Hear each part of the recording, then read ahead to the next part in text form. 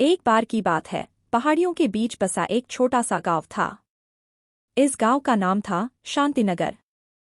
दिन के समय यह गांव एकदम शांत और सुखद लगता था, लेकिन रात के समय कुछ ऐसा होता था जिसने इसे बदनाम कर दिया था। गांव के लोग कहते थे कि रात के अंधेरे में यहाँ कुछ अजीब और भयानक घटनाएं होती हैं। शांतिनगर के लोगों का कहना था कि गांव के उत्तर में स्थित पुरानी हवेली में आत्माओं का वास है। कहते हैं कि वहां बहुत पहले एक खतरनाक घटना घटी थी, जिसमें पूरे परिवार की हत्या कर दी गई थी।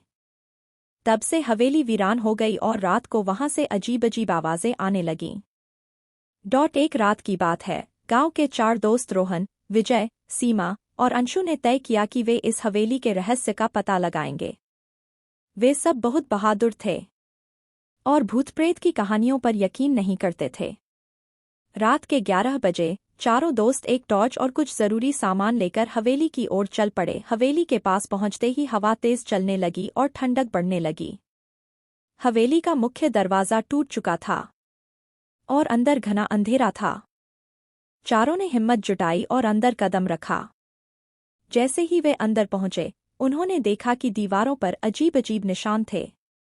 अचानक एक कमरे से हंसने की आवाज आई। वे डर तो गए, लेकिन आगे बढ़ते गए। कमरे के अंदर एक पुराना आईना था, जिसमें धुंधली परछाइयां दिख रही थीं। अचानक सीमा की चीख सुनाई दी। उसने बताया कि उसे किसी ने पीछे से छुआ था, लेकिन वहां कोई नहीं था। चारों दोस्त डर के मारे दौड़ने लगे और एक पुराने तहखाने में जा पहुंचे। वहां एक पुरानी किताब पड़ी थी, जिसमें गांव की पूरी कहानी लिखी हुई थी। जैसे ही उन्होंने किताब को खोला, हवेली की लाइट्स जलने बुझने लगीं और एक भयानक छाया सामने आकर खड़ी हुई।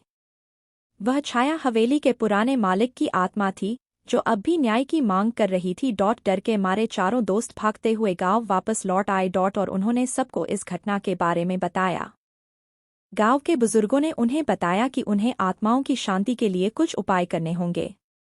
गांव वालों ने मिलकर उस हवेली में एक हवन करवाया और आत्माओं की शांति के लिए प्रार्थना की।